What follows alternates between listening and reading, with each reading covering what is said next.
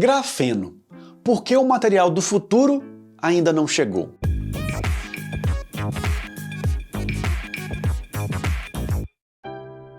Fala, amantes da engenharia! Você já ouviu falar do grafeno, o incrível material de um átomo de espessura com propriedades que parecem saídas de ficção científica? Ele é mais forte que o aço, mais condutivo que o cobre e quase transparente. Esse material prometia ser a revolução em eletrônicos, energia, medicina e materiais. Mas olhe ao seu redor. O seu smartphone não é feito de grafeno. Os carros não têm uma carroceria de grafeno.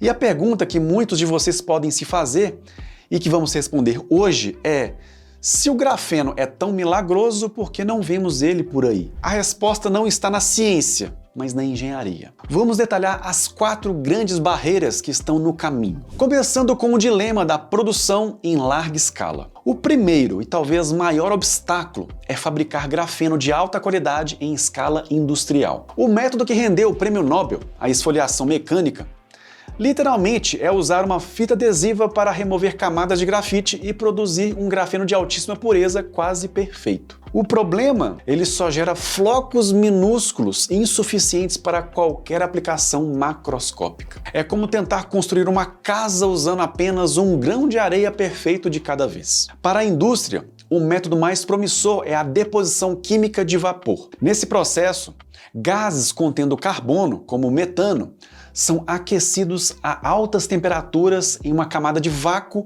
com uma folha de metal catalisador, geralmente cobre. O metano se decompõe e os átomos de carbono se depositam sobre o cobre, formando uma película de grafeno. Parece ótimo, certo? Mas aqui entra a engenharia de precisão. Esse processo pode criar defeitos. As folhas de grafeno crescem a partir de múltiplos pontos, criando fronteiras de grãos, que são como costuras em um tecido. Essas costuras e outros defeitos pontuais, como átomos faltando, comprometem drasticamente as propriedades elétricas e mecânicas do material. Para um processador, uma única fronteira de grão no lugar errado pode inutilizar o chip inteiro. Obter uma folha de metros de comprimento, com qualidade de um único cristal e sem defeitos, ainda é um desafio monumental e caríssimo. Depois temos o desafio da integração e funcionalização. Ok, digamos que você conseguiu produzir uma folha perfeita de grafeno. E agora? O segundo desafio é integrá-la a um produto existente. O grafeno, por si só, é uma folha 2D. Como você a transforma em um fio 3D, em um compósito com um polímero ou a deposita sobre um wafer de silício sem danificá-la? Transferir a folha de grafeno do substrato de cobre, onde foi criada, para o substrato final, como o silício de um chip, é um processo delicado que pode introduzir rugas, rasgos e contaminação. Além disso, a sua natureza quimicamente inerte, que o torna tão estável, também dificulta a sua colagem com outros materiais. Para criar um compósito, por exemplo, não basta misturar pó de grafeno em plástico derretido. As folhas tendem a se aglomerar devido a forças de Van der Waals, formando aglomerados de grafite em vez de se dispersarem uniformemente. Isso não só anula os benefícios do grafeno, como pode piorar as propriedades do material original. A funcionalização, que é a engenharia química para adicionar grupos funcionais à superfície do grafeno,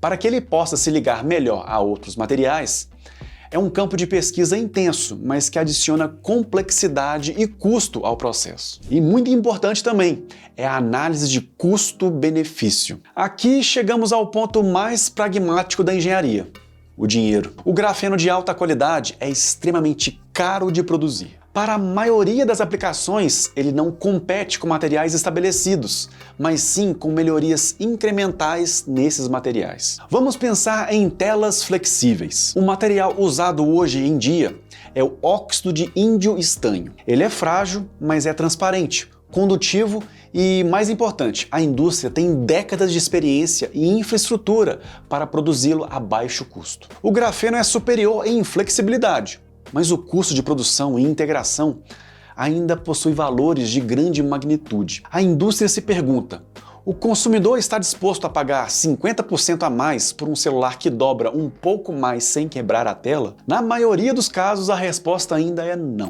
O grafeno precisa ser não apenas melhor, mas tão superior que justifique a substituição de toda uma cadeia de produção e um aumento significativo do custo. Por enquanto, essa janela de oportunidade só existe em nichos de altíssimo valor agregado. E é claro, temos a falta de padronização industrial. O que é exatamente grafeno? É uma única camada de carbono? São menos de 10 camadas de carbono? E qual a porcentagem de defeitos aceitável? Hoje não existe um padrão industrial universal. Uma empresa pode comprar pó de grafeno de um fornecedor e receber um material com 5 camadas e poucos defeitos. Do outro, recebe um pó com 50 camadas que na prática é apenas grafite moído. Ambos são vendidos como grafeno, mas suas propriedades são completamente diferentes. Essa falta de padronização cria uma enorme incerteza para os engenheiros de produto. Como projetar um componente se a matéria-prima não tem propriedades consistentes? Sem padrões claros de qualidade e metrologia,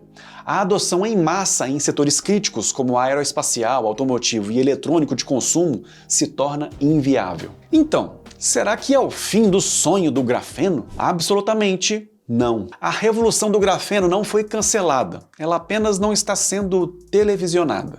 Em vez de uma mudança disruptiva, estamos vendo uma evolução silenciosa. O grafeno já está aqui, mas em aplicações onde suas propriedades únicas justificam o custo e os desafios. Ele está em compósitos para raquetes de tênis e em quadros de bicicleta, tornando-os mais leves e resistentes.